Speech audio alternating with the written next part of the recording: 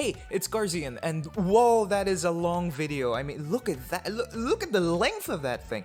I just wanted to take the opportunity at the beginning of this new video, this really, really long video, good grief, to thank you all for 1,100 subscribers. More than that. You know, I did the math. No, I didn't. It's like 4 buses. I'm gonna have to check that later. I actually have no idea. It's not 4 buses, it's probably not. Here's the answer right here. Now, okay, I dislike long intros on YouTube videos just as much as anyone else, but I have to say, just as a disclaimer, unfortunately, this video was filmed before I got my new graphics card installed, so it does have the equivalent picture quality of this piece of pandesal. I got that from the fridge just to make the joke. Connor, no, this isn't for you. No, Connor, this isn't for you. He wants it. Wait. Connor, you want this pandesal? Wait. You want this? You want this? This isn't for you. I'll give it to you later. I'm filming. This is going in the video.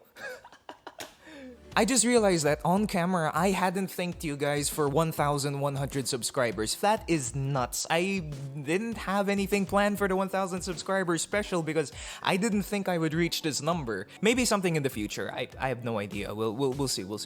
I am happy to report though that progress on Voyage has been going really smoothly. I am so excited to be able to show you guys what we've been working on. I've been working on it day after day after day. My team has been doing amazingly and I'm just so excited. But I have another surprise for you guys. I now have a Twitch channel. Who would have thought that I would be streaming? I mean, I certainly didn't. This is kind of, I'm just winging it as I go along. I have some things lined up that I kind of want to do on this Twitch channel. We're gonna do painting streams, we're gonna do music production streams, and of course, we're gonna do some gaming streams. I will be streaming Valorant, Genshin Impact, whatever I feel like playing at the time. And additionally, clips from these streams will be going up on my brand new second channel. Whoa, would you look at that? I have a second channel. Or I actually have some clips done and edited. I've been practicing DaVinci Resolve, which is my new editing software, by editing together all of my streams that I've done. A lot of them are just clips from NVIDIA. I just hit Alt 10 whenever something funny happens. Oh no. My ping just said Guys, bye-bye. my G button is stuck, and I kid you not. Oh no. What? Oh my god. Just unbind it, unbind it. Unbind it. You all But the rest of these clips will be coming from the Twitch channel, so please do check it out. I am so excited to be able to do these things with you guys. I also apologize for the noises that may be audible. I haven't calibrated my mic's gain properly and the gate on it, so you can hear my neighbor's dogs, you can hear my neighbor's construction, you can hear my dog. Isn't that right, Connor? Good boy. But hey, I'm still figuring this out. But anyway, that'll be it from me. Let's get straight into the content. I hope to see you guys on the Twitch channel, and thank you once again for 1,100 subscribers. It's crazy. I'll see you.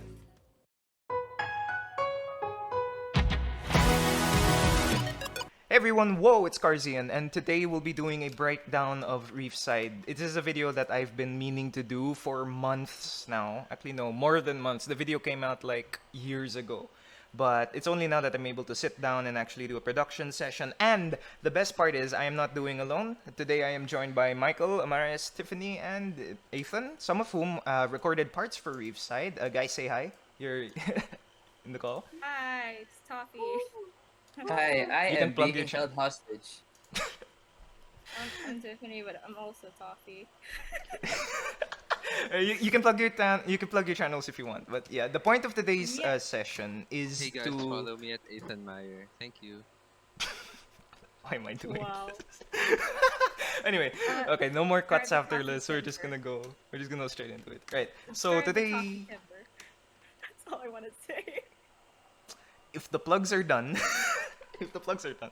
Right, without any further ado, which is what every YouTuber says before they begin, we're going to be doing a breakdown of Reefside. It's something I've been wanting to do for a while, and finally I have the session here and I figured out all the audio routing necessary to be able to get the audio through to both Discord and OBS. So we're good to go.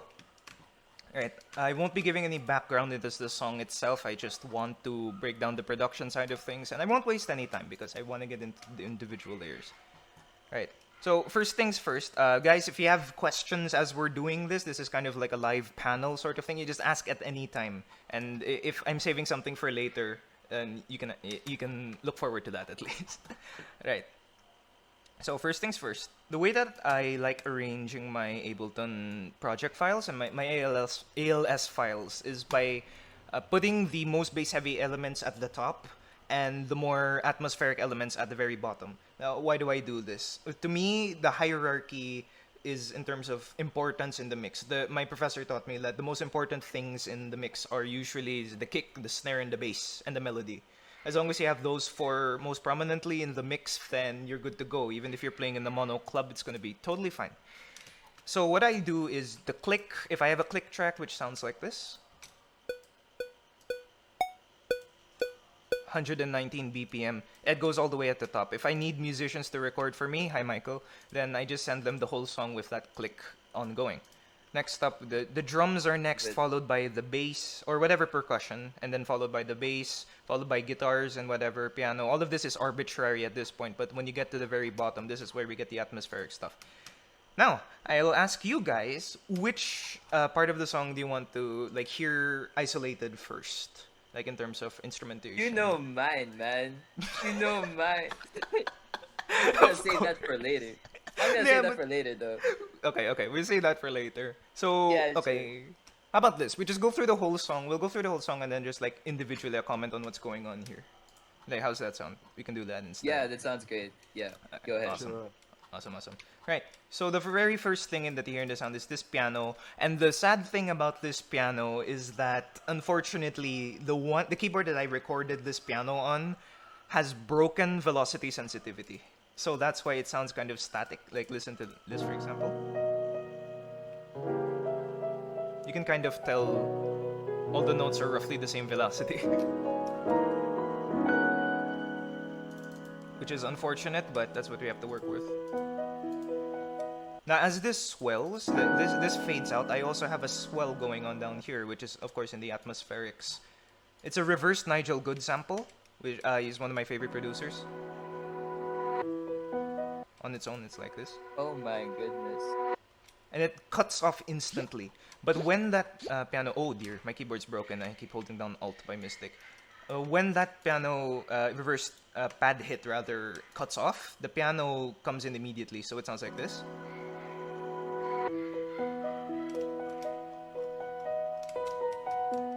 Moving on, the intro is just purely piano. So when we enter here, so people surprisingly quote this part of the song, this specific element of the song when they talk to me about Reefside and the parts that they like the most. It's surprisingly the vocals. And the vocals were because actually... it's very melodic. Thank you.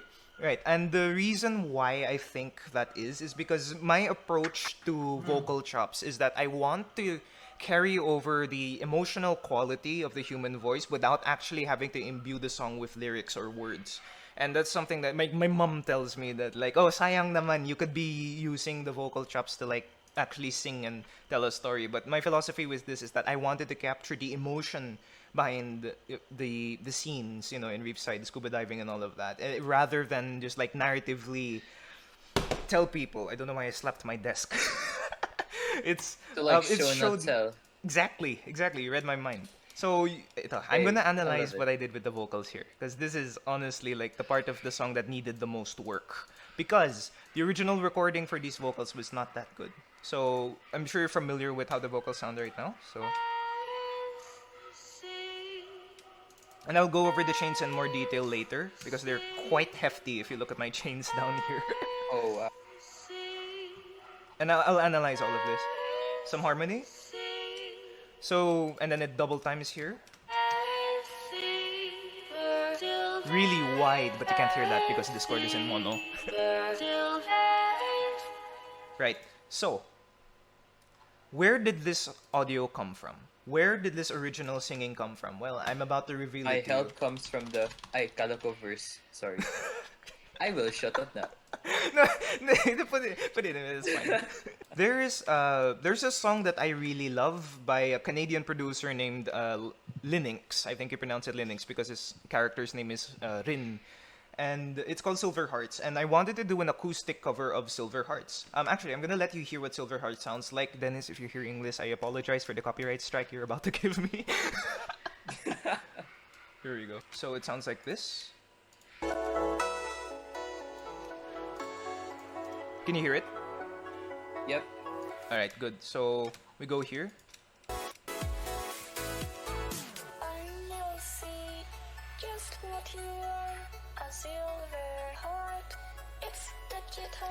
And that just loops. And the song, this is in key of A, so I'm gonna have to warp this and make it in key of B. So just like listen to this for a sec.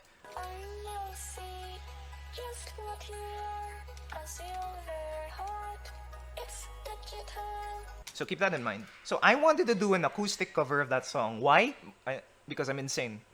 It's because I just wanted to. I wanted to prove that like it's not always about the sound design. Sometimes just the songwriting itself can merit like different versions of a song, even if it's acoustic. Like from a synth pop song to an acoustic song, that's a huge leap. So this is what we ended up with. I asked Kat, who is the singer for Only Friends, to sing just the lyrics of Silver Hearts, and this is what we got. I now see just what you are, a silver heart, it's digital. And I think that's still key of A, so let's warp that back into key of B. I now see just what you are. So I want. Do you notice anything like right now? That's Well, so cool. That's what I noticed. Alright, but like syllables. Is there anything you might Yeah. recognize in the syllables? See. Yeah, that part. See, I now see And then Yeah, that where's part. silver? silver heart, silver. Do you hear it? Do you hear it already? Yes, I can hear it. I heard it like. And It's digital. I didn't use the last one because like Yes, it it's is too digital. yeah, it is. But then I chopped this up and I warped it and I rearranged the syllables and eventually I ended up with the vocals that you're now familiar with here in Oh, the just using that recording. Yup, just that one recording. I turned it into an The entire choir. flavor, it's immaculate. Thank This you. whole time I was thinking that Oops. Kat was saying Aris C or something Oh, along but the no, but lines of that. I heard Earth and Sea for some Oh. reason. See, Is that's it it. because Wait, of, like- wait. I don't want Selecta to copy strike me. Alright, okay. Let's give it a moment. Selecta, if you're hearing this, maybe you could give Carsian a chance. Don't sponsor the Think guy. about it. You can Give be me your sea salt. frontman. Sea salt vanilla ice cream and maybe I'll listen. No. Dolphin flavor. That is a crime. I heard Earth and Sea. That's what I heard. I heard Earth and Sea because it sounded like I know you said there wasn't like exact lyrics, but from how I heard it, it was like I don't know. It was like describing how Audrey Wright was the one who dives into the water. She was between Earth and Sea when she's about to jump into the Reefside or something. Wow, That's my interpretation of it. That's the beauty of it. See, I didn't put any thought into that, but the fact that like two of you had completely different interpretations of what's essentially word vomit, and yet Yeah. it's still musically memorable, that's the point. That's the point right there. So, yeah. As a songwriter, it's like for what you do, it's like you give us a melody and lyrics, but you don't have exactly lyrics at all. So you don't really give the listener an exact story, but they get it. It's all show don't tell, and that's to me is the beauty of vocal chops. Like even with Shelter, like Shelter's official like vocal chop lyrics are, it's you might hear it as like it's so wonderful, but it's actually it's I wonder. Like Porter tweeted that out, so it just goes to show that like yeah, that's exactly the case. Anyway, let's analyze what's going on here. So in the first part of the verse here. Only two elements. It's just the piano and the vocals. So what's going on here in the vocals? I'm gonna solo this. A lot of a lot of reverb, as you can probably tell. But of course, this chord is in mono. And paano to? I like to do this vocal trick called Formant shifting. Now, what is Formant shifting? Formant shifting is when you take a sample of audio, in this case I'm using vocals, and is most often used on vocals, and you lower or raise the pitch without actually changing the octave of it too much. Like you might think now, okay, when you pitch something down on the same note, it's probably going to remain on the lower or higher octave, right? Because that makes sense. You either end up with like super low artificial vocals or super high chipmunk vocals, which I despise heavily. But with Formant Nightcore. shifting, yes, Nightcore. But with Formant shifting, what happens is you preserve the octave that the vocal is on, yet you lower the timbre of said vocal. So allow me to demonstrate real quick. So I'm gonna solo just this Formant section of the audio. And it's significantly softer. I was gonna say different, but it's actually way softer. Let me grab a utility so you can hear it. For example. Now, what's going on here? We have the Formant shift down at -5. I have no idea what this value is, but I take it anyway. I think it's semitones, but I'm not sure. But if this is the original audio, we can lower the Formant. Now, I do this all the time into my vocals, whether or not it's actually good. I mean, people tell me it makes the vocals boxy, but like I'm trying to do it stylistically, right? So, other than that, we have the vocals separated into 4 different tracks here. We have the melody, octave lower, harmony, harmony 2, and the harmony 3, which only happens like a couple times in the song. But then we also have this harmony here.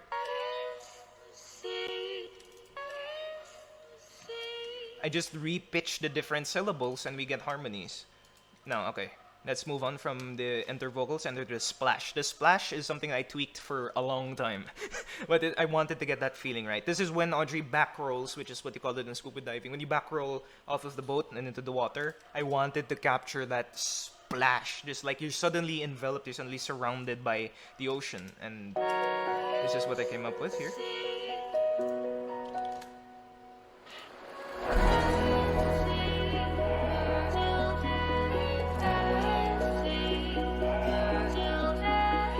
And the contrast between these two segments is really large, because if you look at the overall project file, look at how many tracks are playing before the splash, which is here.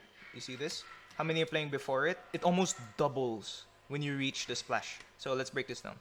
The first thing that gets introduced here is actually breathing. This is actual like scuba diving recordings that I processed it so that it sounds like it has a bit of hiss to it, and I'll show you how I did that. And I think this is why the song ended up being so relaxing, like more so than I intended, is because it has this rhythmic breathing on basically every beat. But here's the secret sauce. I had no here. idea you even added that. Yeah, it is a thick mix. I mean, there are a lot of moving parts, but let me solo this real quick. Here, it's actually layered. There's one layer of just breathing. And there's one layer of bubbles. It's kind of hard to hear, but it's there. So what I did for the scuba diving actually is I put a multi-band compressor here, particularly OTT. And what this did is actually added a hiss to the audio. So allow me to demonstrate. Without it. But with it. We love OTT. We love OTT. Now, what that did is basically it made it sound more true to life, because when you do inhale with a scuba regulator, it does sound like it's a really sharp pressure. So just sound design tricks like that just add a little bit more realism. Next up, we have synth bass that enters here, like that, like so. Now this doesn't have very much bass at all, especially in the sides. As you can tell, like I EQ'd out a lot of the low end here. At least I think in the sound design segment I did. But the reason is because I don't want there to be too much bass at once. But where I do want there to be bass, Michael, you're up. This is you. I am so excited. Look at that. Let's go, Michael. There's your bass. That's what you recorded. And the Your processing is so good. Thank you. And the processing that I did do on it is just a glue compressor to catch peaks, because like your bass playing is pretty level, but there are some peaks that are louder than others. Like zooming out, you can see like this one here is a bit louder. There's some louder bits here. So just a little bit of peak catching with the glue compressor. The saturator adds 8 decibels of saturation, which basically for toffee that means it makes it crunchier. Crunchy. And that's a lot, but I really wanted that sort of fullness and warmth, and I'm guessing people are gonna cringe at the fact that it's all stock, but if it sounds good, then I'm happy with it. Now you see It's this pretty scoop- cool too that you didn't put an amp cab at all. Like Nope. this whole processing without an amp cab combination. It's because normally the amp and cab are used for like rock and like band related sounds, but this one is not that. But you'll Oh see right, later. yeah, we touched on that later. Like before. Okay, I got you. You're a time traveler, Michael. We touched on that later. Right. So you see this scoop here in the EQ. It's at 147 and then another little dip at 800. Why do you think I did this, Michael? Just so that it isn't too like muddy. So it isn't too muddy, so there's like a little like thing at the end there. But then you wanted to like put up like a specific portion of that bass so that it doesn't like interact with like lots of the other stuff in the mix. Was that just Yeah. word vomit or like I No, don't know. you made sense. And the actual Okay. reason why is because I layered it with the synth bass. And you notice I cut out the low end of the That's synth why. bass, right? So them together, just once Ah. again, this is the synth Yeah, bass. yeah, yeah. It's super thin, but when you combine the two, there you go. Okay, I got you. I So got then, you. the piano here continues as usual, but then I have single strum acoustic guitar. So this Alric Chua, the acoustic guitar here, really pretty. is like single strums, and just the acoustic and the piano. And do you notice there are some tiny imperfections in the recording? Like for example here, you hear that at the very end. You keep those in because those add character. Like if everything is just super robotic in its recording, then that leads to it's such a sterile. And that's something I've been learning to let go of. Because like I would have time aligned this, but like no, there's no need. No one's gonna notice. Right. Now, Michael, I know you wanted to talk about pads, and this is something that Toffee I think might benefit Yeah. your music as well. If you're for Oh, those who are yeah. unfamiliar, pads are just really long atmospheric notes that are held throughout the song. Sometimes they change with the chords, sometimes they just focus on the root and the fifth. In my case, I did change with the chords, and I am afraid that Discord's mono will not be able to let you hear this, but these are pads that are underneath Reefside's verses.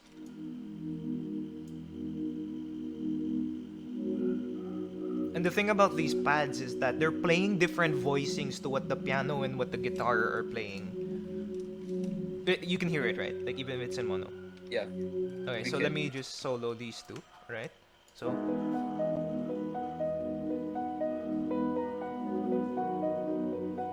you how there's a bit of contrast there, yet they still harmonize. Yeah, like it fits. Like you add in little notes just to like spice up like the whole thing, but then the prominent one would still be the piano. But then Yep. there's like an implied note or something in the back. It's very subtle, but I think it would sound like missing if there was without it. Exactly. That's exactly what What- pads are used for. Nice. What do you use for your pads? Cause like I use labs, man. So do I sometimes. But for these pads, it's just sine waves. Like it's literally just you get your default Oh, synth. okay. You put on just one sine oscillator, and then you just play that, and then you increase the attack time so that it's smooth. There you go. Here's your pads. But the secret behind this is okay. For those of you who can read waveforms, actually I'm gonna ask Ethan this one because I haven't asked him in a while and yet in this recording. What do you notice he about was the? quiet. Yeah. What do you notice about the waveform here? Just like visually. What should I notice? I'm sorry, not producer. I guess the lower one is like it's like a recording. Usually, like the two transients would be like, would look the same. Yep. This one, like the starting transient is like louder. Then there are other certain transients that aren't as loud as the others compared to the second one. So Wonderful. So what does that mean to you? What do you think that means? If these two, the left and the right channel, aren't aligned, what does this mean? What does it look like? I'll give you a hint. I'll move my mouse in a certain way. I'm not sure. It's panning left Yeah. and right. It's Oh. wibbly wobbly. It's like you look at Oh. seagrass, you look at seaweed like in the ocean, or you look at soft corals, and they're kind of doing like if you see my camera right now, they're kind of doing this, right? Because they're in the water. I wanted to capture that in terms of sound. And what I did for these pads is, well, you can't hear it on Discord because, again, it's mono. That's the third time I've complained about that in this video. But it sort of sways back and forth, like left to right. I wish you could hear it. I really wish you could hear it. You can hear it in the original song. You didn't make it visual. You made it visual in the animation, of course, but you also made it visual through sound. That's so, I don't know how that's like so abstract. I don't know if that's the right word. Thank you. Well, here's one thing that my professor taught me as well. One of my professors at Mid College Mid High is amazing at this kind of stuff.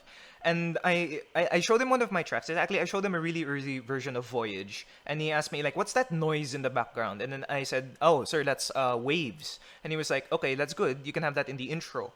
But what if you had a synth that mimicked the way that the waves moved? Like in terms of how you hear them, they're kind of like they ebb and flow." And that blew my mind because like I don't have to actually put samples of waves in the song, even though I do that. But having instruments mimic what you want to portray, it's almost like musical theater in a way, and it's almost like what silent films would do, right? You know, the old ragtime piano, it would mimic like franticness and like a chase scene, all of that stuff. It's just carrying over into the capabilities we have today as producers. So that to me, that I was love that so much. right. Oh my goodness. Love Yeah. you, Sir Nino. I want to be able to do that in like the stuff that I produce as well. Instead of like actually putting the sample, you could put something that represents it, right? Right. So, this is the part of the instrumentation coming up. Don't worry, I'll go through a little bit faster, but this is just the part that is the most calming and is the most representative of what Reefside is about. These are strings that are Spitfire Labs soft strings, and this is what they sound like. Minig ba? Yep. Okay. So just breathe in and out. Like that. I keep hitting my mic. Now, what does this sound like when combined with the, for example, just the pads and the guitar? Let's mix this up a bit. We're just playing around with the stems right now. Oh my goodness. Oh my gosh.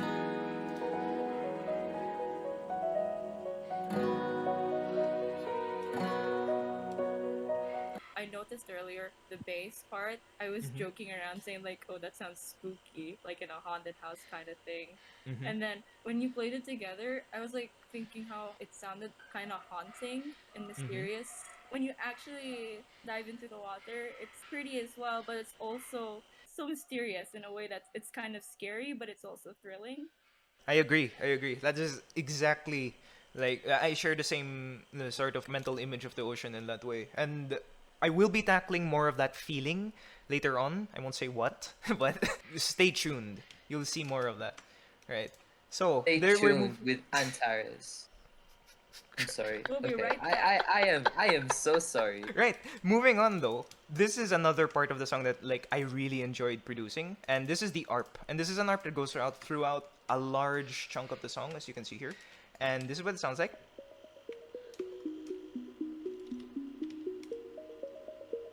That's really cute. And you combine it with the pads and the strings. We'll bring this back in. And this is just sine waves.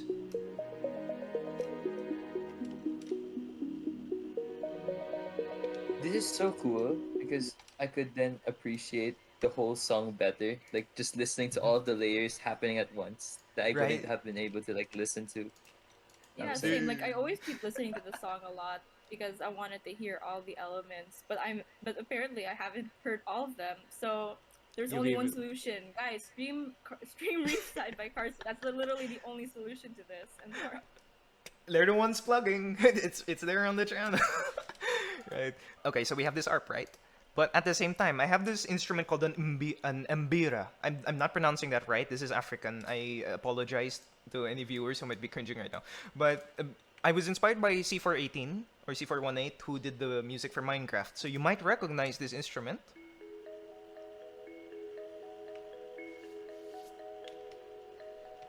It has a lot of reverb. Also has a little bit of transient control here. I'm just using bittersweet. But that is panned left. So we combine this with this. They're on different loops as well.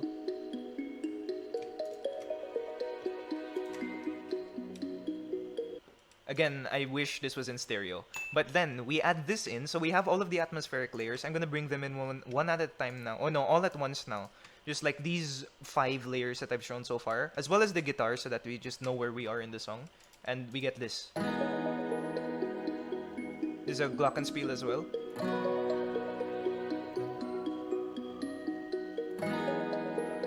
Which I will solo. This one. It's a cute little thing. It's like that's going to be my lullaby for everything now. Oh. Now, this sample right here, this next one, this is something that I hide in every song because like I'm really happy with the sound design of this. But this is made using just a flute sampled VST, like literally just like the flute instrument, and then I played it so that it arpeggiated like upwards and then had delay and reverb, and this is what I got. And I hide this in so many of my songs. It's just in the background. And there's some bit crushing as well. I can't show you the processing chain because I flattened the audio. But it basically, I took a flute and I played it upwards really quickly. And then added some bit crushing, added some reverb, and I ended up with this really pretty sort of swell. Again, I'm gonna play all of the atmospheric elements together just with this flute. Here, like this.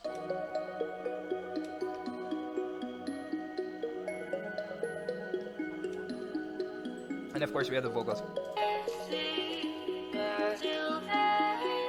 And the last atmospheric element here are the actual pads. Now these are not designed by me. I just took existing like free pads and then I processed them and just to make them a little bit unique. So this is what the underneath layers sort of sound like, as well as the ocean sounds in the background. Oh, it's super quiet, sorry. You don't hear this in the song, but it just adds that sort of, I don't know, space to the whole thing. Right, so we have that. I put the volume all the way, make that. How did I do the splash? This one is also important. So I have this little impact here. Has a lot of bass, like more than you'd expect. Like that. I also have this. Really high end. And I have this sort of in between. And then I have the pad hits from Nigel Good. So just these combined gives you this feeling of just plunging. So you mean to tell me you didn't actually just fell into the water just to make that sound? I wish I could, but I had to make do with recordings that I found online. So all together, we end up with this.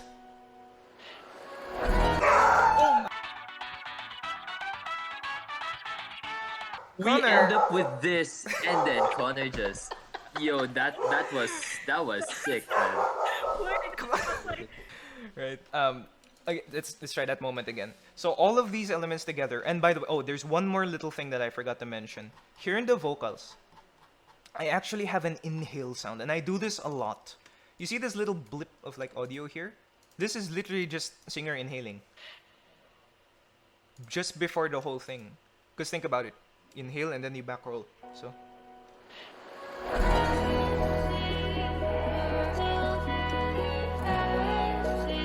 So later, as this verse goes on, we have percussion that comes in. Now this percussion is actually gear, and it comes from a sample pack related to like, it's called Space Divers, I think, from 99 Sounds. And I manipulated it so that it becomes rhythmic. So listen to like this percussion here. Kind of hard to find the one, and it's not exactly on beat, but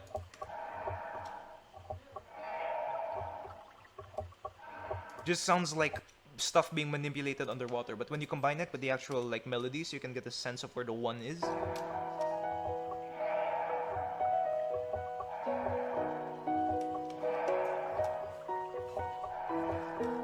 Just adds some crunch to just like the rhythmic bits, because drums don't come in for a large section of the song. Anyway, moving on. So after verse 1, the splash, there's a pre-chorus. It's just piano and pads. And then what's happening here? So the same stuff is going on, but we also have this acoustic guitar ARP that's going on. This is RG playing Gaijin Theory. And these two guitars combined.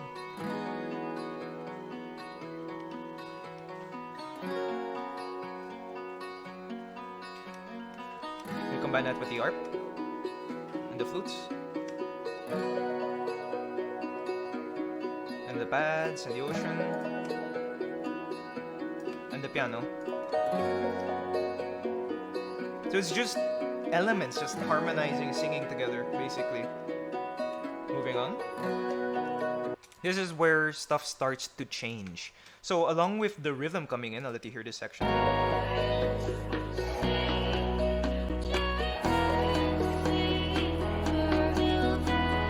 What happens here? The piano completely stops playing chords. Allow me to demonstrate.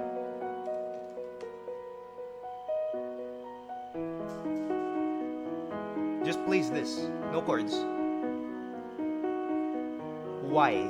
Because I let the guitars take over and actually play the chords. Like so.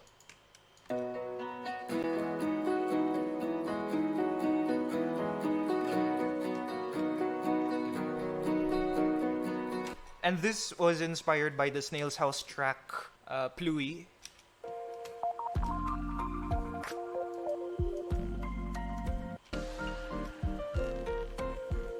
This has a bit of a similar vibe.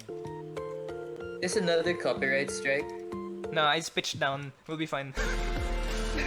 Alright. We're it's not a copy strike waiting to happen, don't worry. Famous last words. There's this other little sample that I also hid in OnlyFriends, and it's a mistake. Now, what do I mean by that? A while back, we were doing recordings for the kids' church, and one of the electric guitarists, like, in between her takes, she accidentally hits some of her electric guitar strings, and it made this little... Oh, this was... Yeah, it's this one. It makes a little... Oh. Yeah, it was her. And then it was like... It did that. And I heard that, and I went, huh, I'm saving that for later. And I made this with it. I just reversed it. That is sick. Oh my goodness. That sounds like a whole alien space noise. And I also made this with it. That's the sound that's the sound you make when you teleport, Carsian. No, it's not. Whoa, it's Carsian. Anyway, where was it? Oh, So we it's have... Carsian. He teleported. Well, I do play Omen sometimes. Anyway, what else changes here? Besides that, we have some percussion that comes in here, and I fade it in with delay so that it doesn't just come in. It kind of like fades in. So let's listen to the percussion here. You don't hear the one at first, but then you do.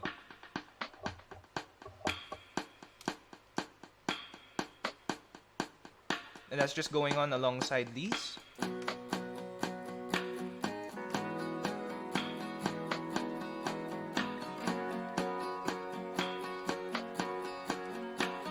And here, let's analyze the vocal chops. You want to see the processing train of the vocals, actually, because I realize I haven't talked about them yet.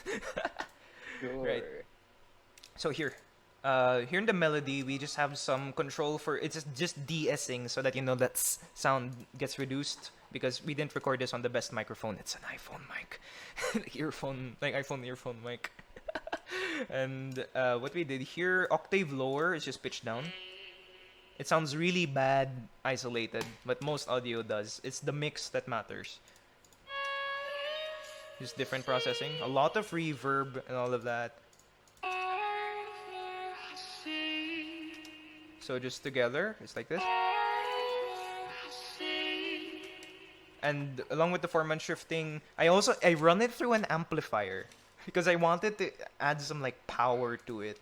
I run it through the Ableton amp on bass setting because it sounded alright to me. OTT because we love OTT, because of course we do. It's only on 20% depth. And then Dimension Expander, this basically makes it more atmospheric, more chorusy because it is a chorus. And we have Saturation Knob, Soft Tube because we love Soft Tube, don't we, Michael? Yes, this my is... baby. And this is the FX change. So we have reverb. We have delay. The dry signal, and then we have ambient reverb, which sounds like this.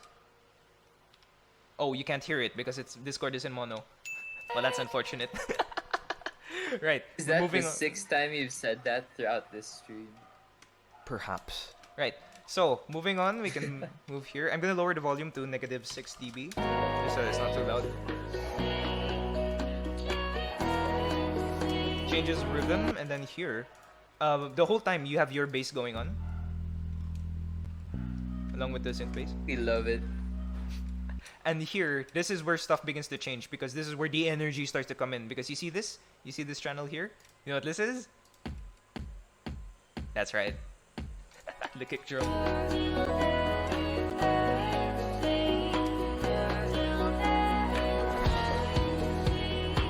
Starting to really hammer home that this is a journey. So we have this acoustic kit. Oh I'm gonna my solo the goodness. drums.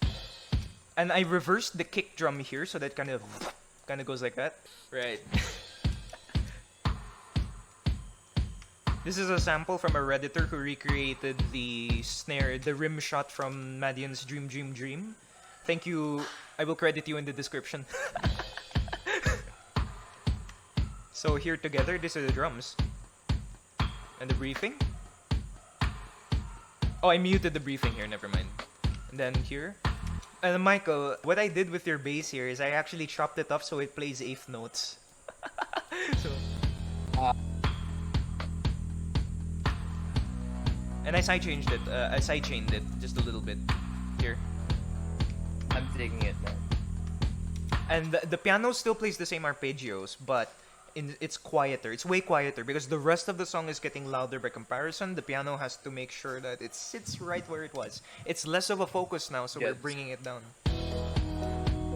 And it's also sidechained. And the guitar. This is what an acoustic version of Reefside would sound like. And then Dude, we also this have is these sick. strings. Thank you. And we have these strings here. Yung nakakaiyak na strings.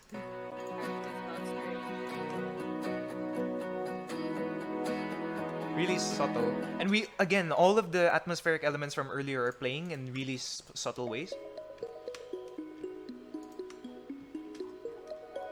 They all play together because it's like all the fish in the coral reef. It's like it's the whole ecosystem basically. That's what I wanted to portray. It's this wonderful, vibrant ecosystem. Everything playing together. Because I noticed that a bad habit of mine when I make music is that there tend to be so many elements happening at once that it loses focus, and like the main melody kind of gets overshadowed by like whatever crazy like 175 arps I try to do. But in this case, like, I think this is the balance that needed to be struck with like elements that are out of focus but also the main melody. And you're gonna hear why here. So obviously it's being driven by the vocals, right? But then I'm gonna let this play out.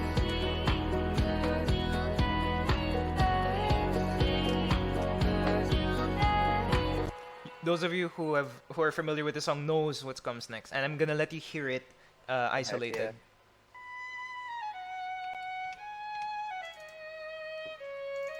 This was your cousin, right? Yep.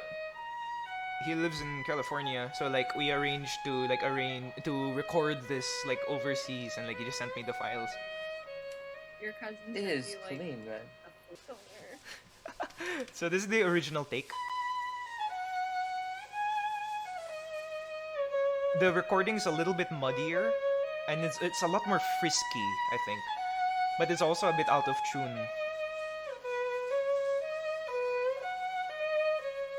So let's hear, what would the song sound like if I used the original take? And you'll hear why I changed it to the cleaner take. Oh dear, wait. Oh no. Oh, man. Oh dear. Oh man. It's a little too stop and go. Like you can probably hear that and like hear if I Yeah. isolate it. Like, it's also an MP4 file, which is why it's super laggy. But anyway, let's return the original one, and it's much cleaner.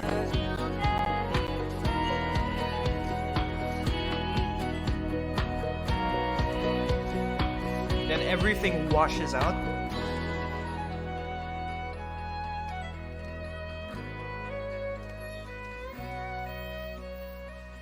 This is the C section, which means completely different.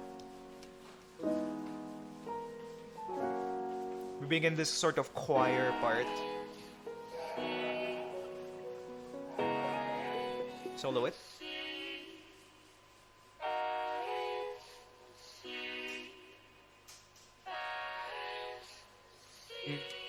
Oh my goodness.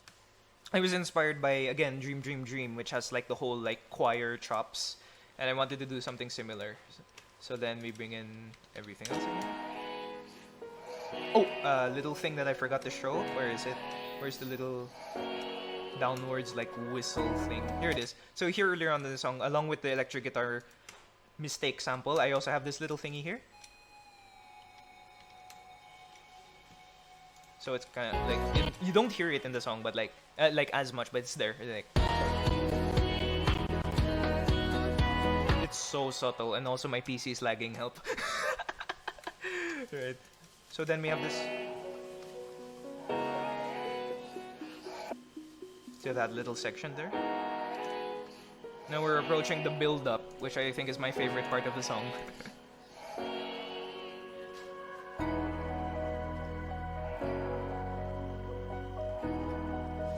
So more of the same things. We're just letting all the instruments take turns, basically. Because if everything's playing at once and then everything goes, that's a big contrast. And let them give the other instruments time to shine. Builds up here. And then, this is the fun part.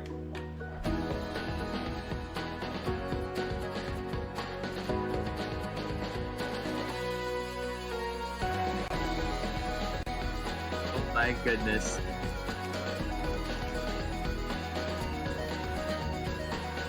Let's let this play out.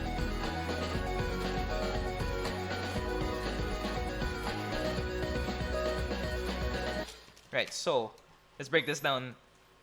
Excuse me. The drums. This is what they sound like, along with the reversed kick here. Filters in. There's an auto filter somewhere here. So then.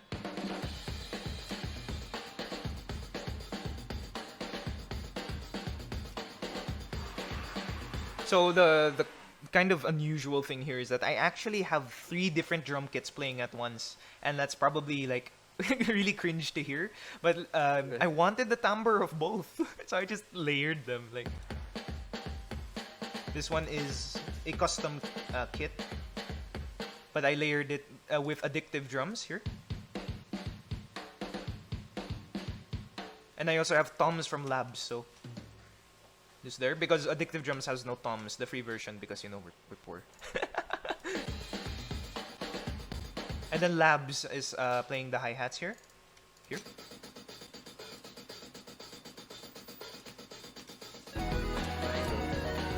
On paper, saying using 3 drum kits just like that may sound weird. Sounds weird Yeah. though.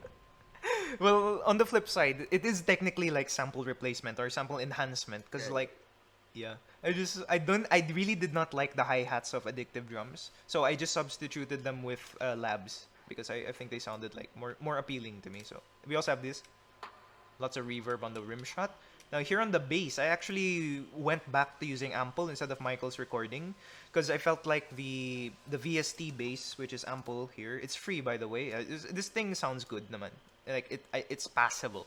But I went back to it because I felt like that cut through the mix better than the original like Michael recording. If you want to hear the original Michael recording, it's here.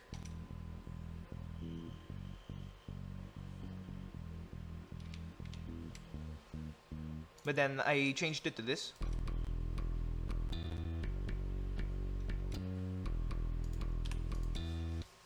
And that it has a lot more high end, and it sounds so artificial, but like in practice, like if we combine this with the drums here,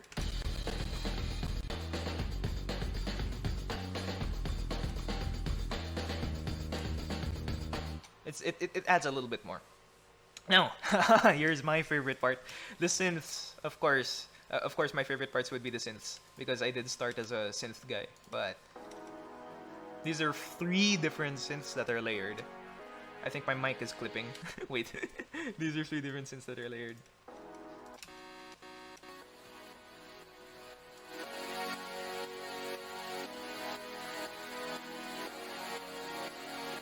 Now, the important thing to know when you're programming synths is that you want to make sure that the more layers you have, the greater the difference is between their different voicings. Now, look at these. Like, I'm not just duplicating the chords that I play here in every synth. These are all playing different voicings for the same chords. It's a concept that I learned from Mandian, and it's a concept that was reinforced by like other producers that I've talked to. But it really just allows it to become more like an orchestra or more like a choir than just you stacking many different patches together. Super important for sound design. So the first one is a square. It sounds like this. A lot of portamento as well. Then another one that sounds like this. The top notes are different. That's important. And the third Sounds one. funky. And then there's a third one.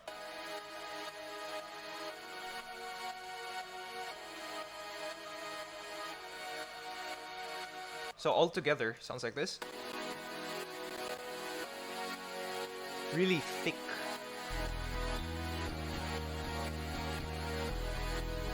And the piano is also just doing this. More simple. And the guitars, this is where it gets fun, because if you look at my panning, look closely here at the C on the ends of the tracks, and then it becomes 13L and 14R. I pan the guitars away from each other when this big moment of energy hits, because wider automatically sounds louder when you talk about music production. Like, the further away, like left and right they are, the wider it's gonna sound. It's gonna sound like you're surrounded by the sounds rather than it being right smack in front of your face. So listen to the guitars, for example, here. This one is playing this. You won't be able to hear the width because I'm not gonna say it, but this guitar is playing this. But this guitar is playing this. They're different rhythms. Now what happens here is that where it counts, where it matters, they do sync up. So listen to the two guitars like in sync here.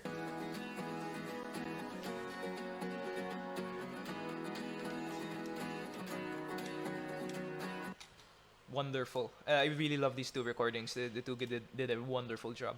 And then we have this. It is one of my favorite parts here, and it has an auto pan here, saturation, you know, side chaining. Just like the normal stuff, and it sounds like this. That is a Carsian vibe right there. For real! And then we also have this one pa rin. It's so quiet, but yeah. And then here we have a bit of the lead that comes in later, and Okay, that one's my favorite part though.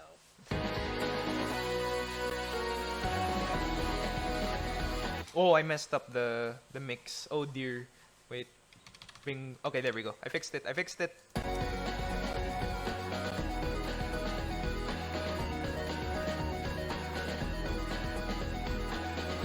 all together.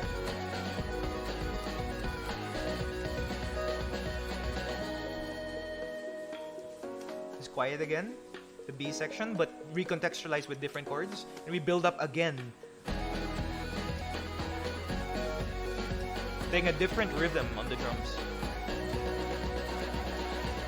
So here the drums are playing tug tug pa dug dug dug pa like that, but here it's playing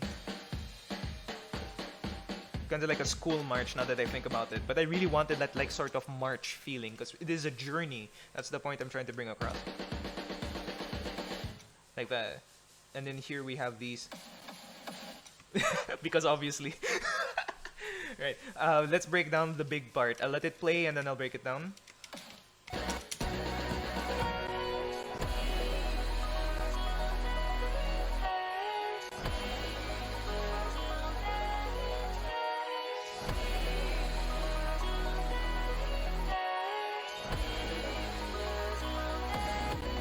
Right, what's going on here? So moving on back to the top here, every kick, and I have a new kick drum that plays. You can see it doesn't play anywhere else in the song, but here you have a new kick drum that plays here, and it sounds like this, just like that. On every like downbeat, it just plays 1, And then we solo the drums here, so it's just like really big, like it's a crash on every single one. When we have different layers to this, such as this one and this one, and just this. Miguel likes calling this one the Electro Kitty.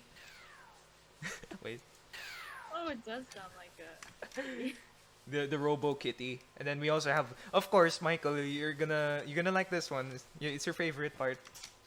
Oh heck yeah, it's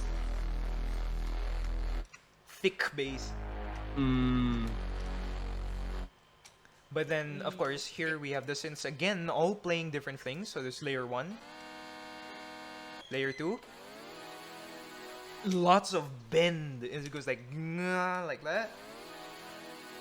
Will it And- make you sad or anything if I mention that just reminded me of Undertale for some reason? I love Undertale soundtrack. That's a compliment. Thank you. Okay.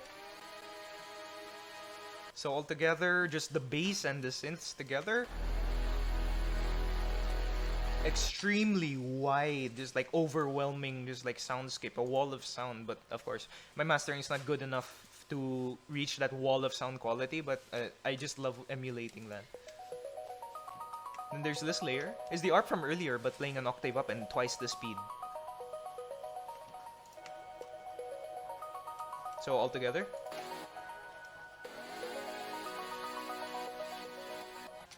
just add sparkle. And of course, there's this. And in between, here's a little trick that I did. Every time that the song breathes, it's completely mono.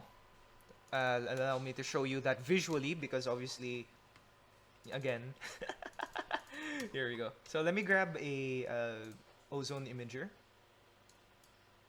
Here we go. And this basically will show us how wide the sound is in terms of like, center, left, right. Observe here on this part. Here.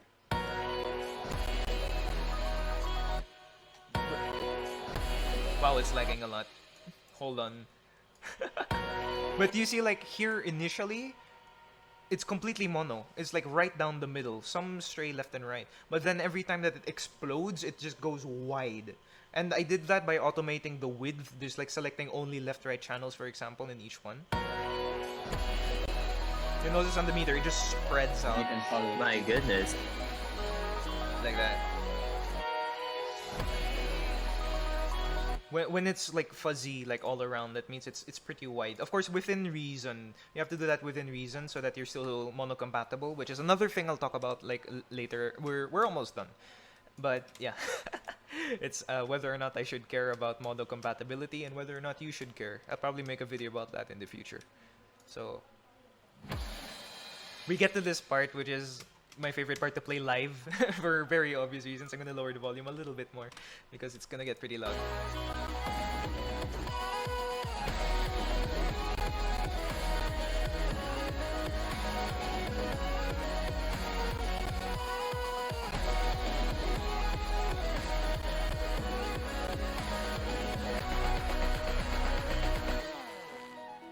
Alright, what's going on here? So these are the drums layer. Here's the drum layers. Just wailing away at the kick and the snare here. I bring the volume back up to -5.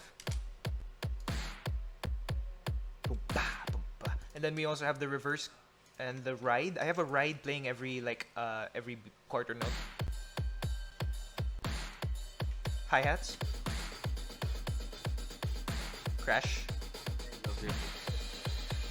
And we also have these breaks here, which are like, and we also have this. But what really gives this power are war drums. Now, I really love Japanese taiko drums, which just have so much like energy behind them. And this is what they sound like here.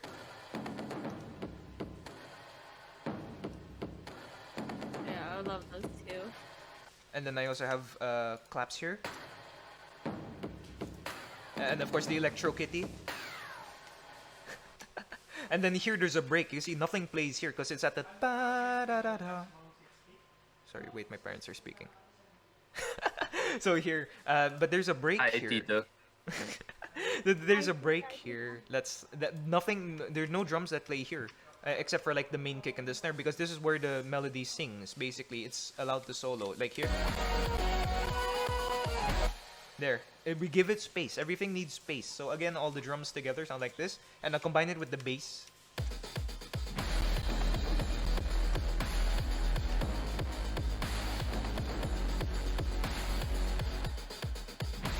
And then we combine it with the slap bass here. It's the VST, but that's what we have to work with here.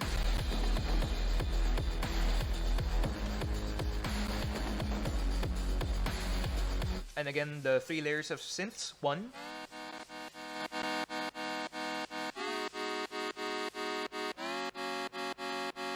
Layer 2.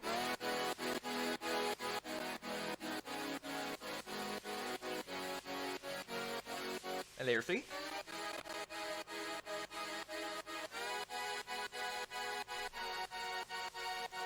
And you'll notice here that layer 2 is actually playing the melody but simplified. Basically, I get whatever note is currently playing at that point in the melody, and then I sort of like let it sit, I let it ring out. So here you'll hear like if you're familiar with the melody, I just let it ring out here in the top notes. Listen closely.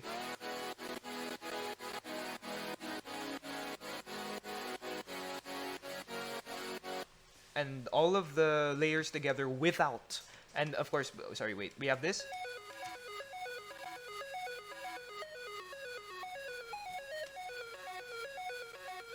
And then we have this. And we also have a glockenspiel, because I love those. Now what I do here is actually, the vocals get pumped straight through an amplifier, and various other things like 3 decibels of saturation again. But here, I just loop the latter half of the thing.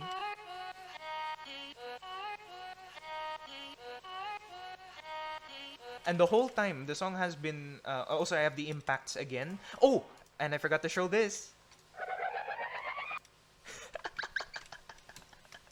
There's a dolphin. That's oh, it's a dolphin. Okay. It's a That dolphin. was There's a also, dolphin. There's also My one man was here. like, that's an odd sounding motorcycle. Pain. Anyway, the dolphin. It's just slowed down, and it's used as the build-up sound here.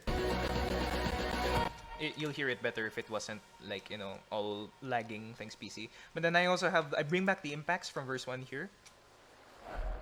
Like that. And I also have more Nigel Good samples here because, thank you Nigel Good. Like that. And yeah, let's listen to it without the lead, because the lead is what gives this character. Lead leaves synth. Okay. So I'm gonna solo this, mute it. So this is what the drop sounds like without the lead.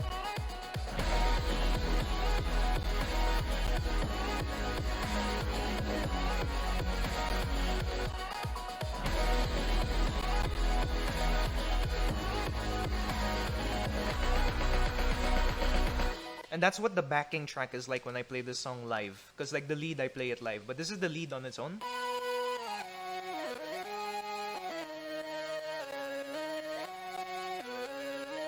This is the bottom layer, rather.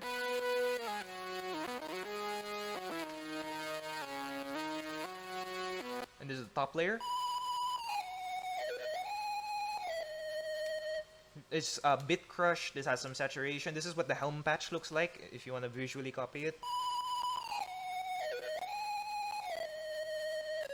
Like this. And all together, just a little snippet of what it sounds like all together.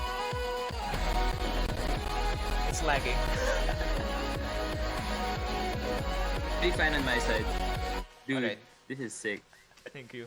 And I like how the lead is played in different ways. mhm.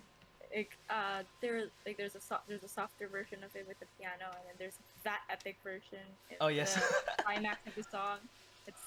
And then I think it was the glockenspiel from Kanina. It was so chef kiss. Thank you. And here in the drums, what I really love doing is I get whatever clap sample I'm using and I put it on the 16th notes here. So what we get here at the end is just like a... Because it's not EDM without that. It's not EDM, but like, you get it. And we end out with this.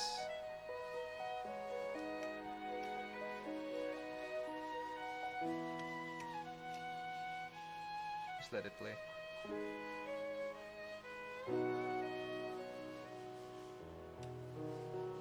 Oh, it's supposed to sound like.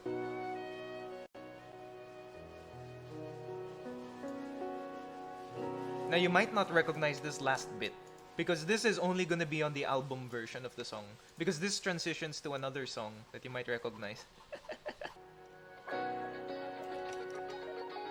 Yeah, it goes like that.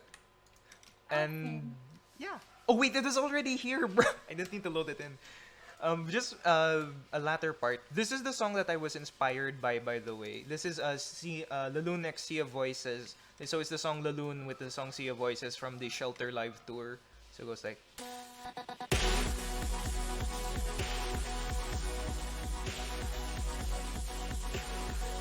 So you can tell it's pretty similar. But that's what I based it on. Just like. Sorry, wait here. So let me.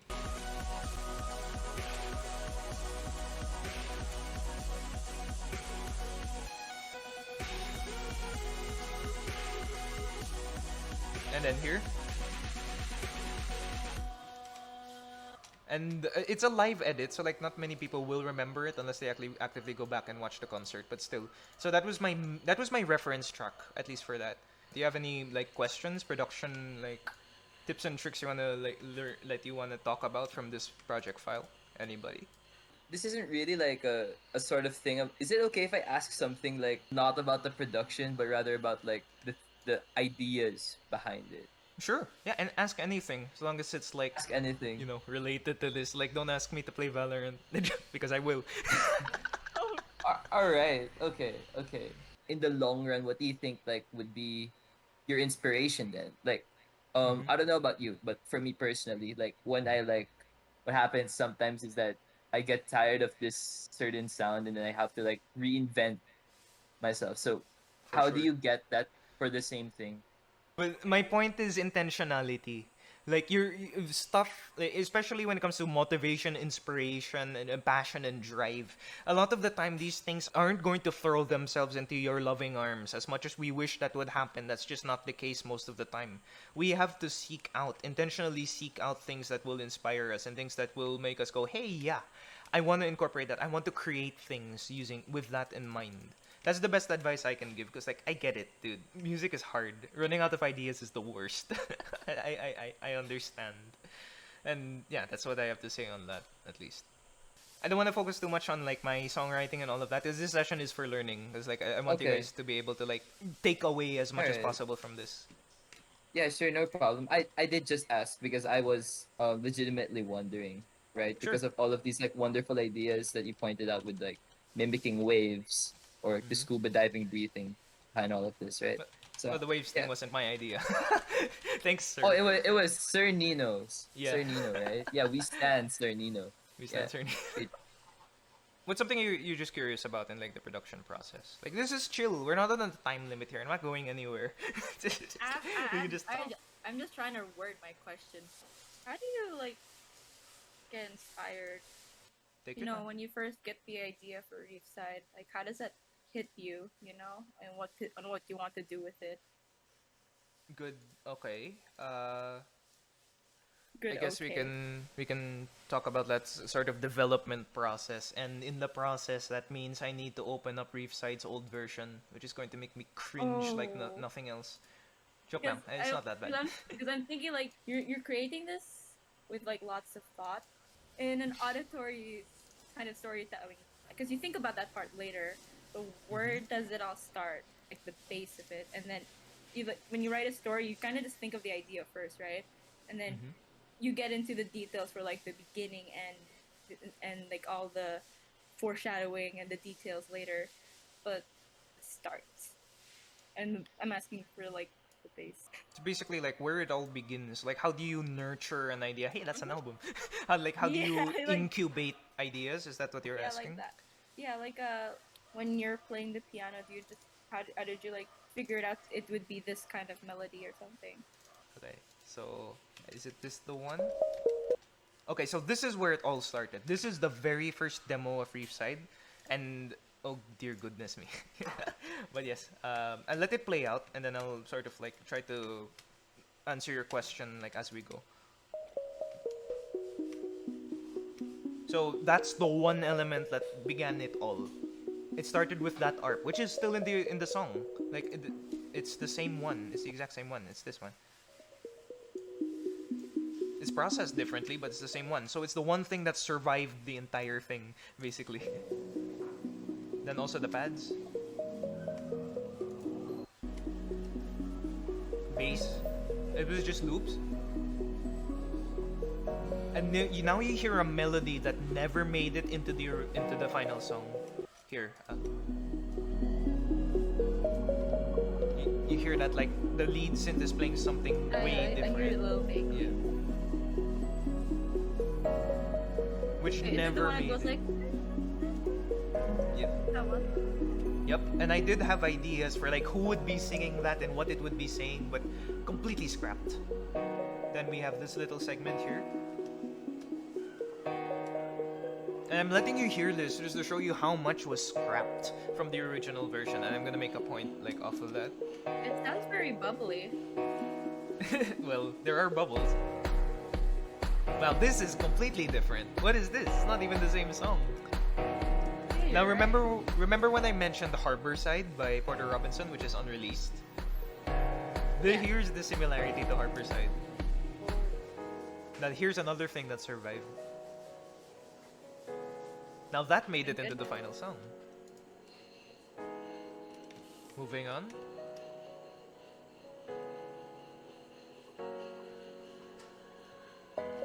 So that stayed, this build up here. But this part is completely different. It sounds more Nigel Good than anything.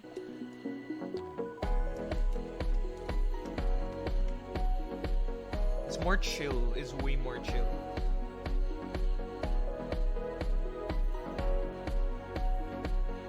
Just let this finish.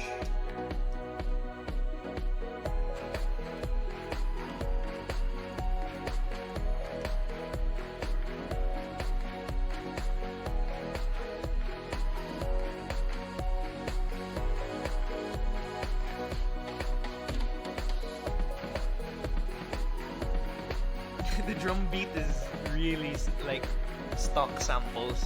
It sounds like those homework music things. Right?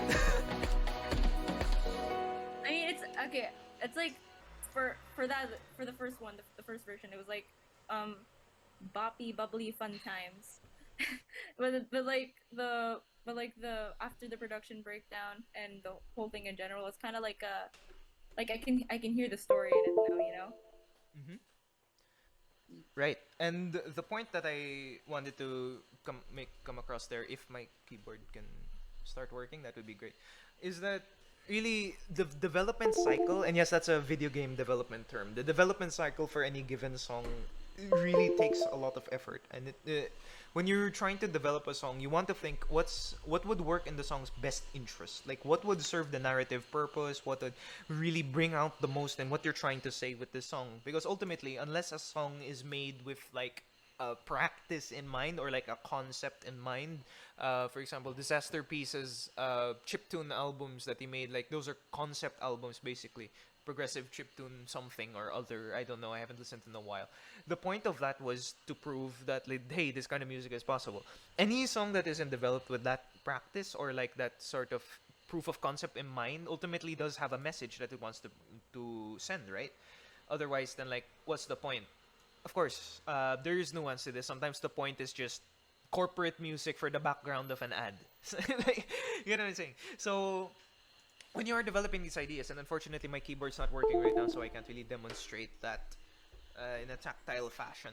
Just developing these ideas is ultimately up to you how you want to steer the vessel, how you want to steer the ship.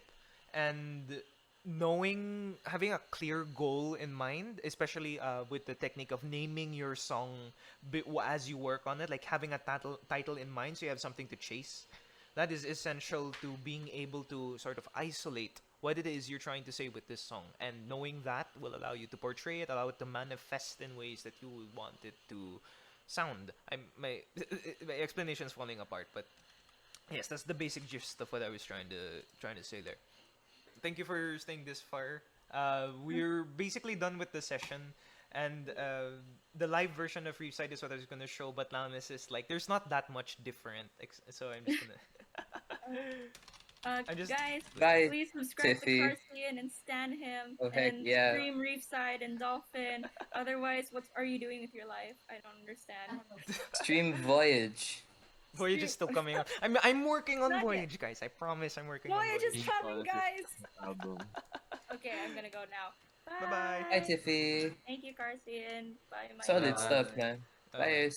Bye. Okay.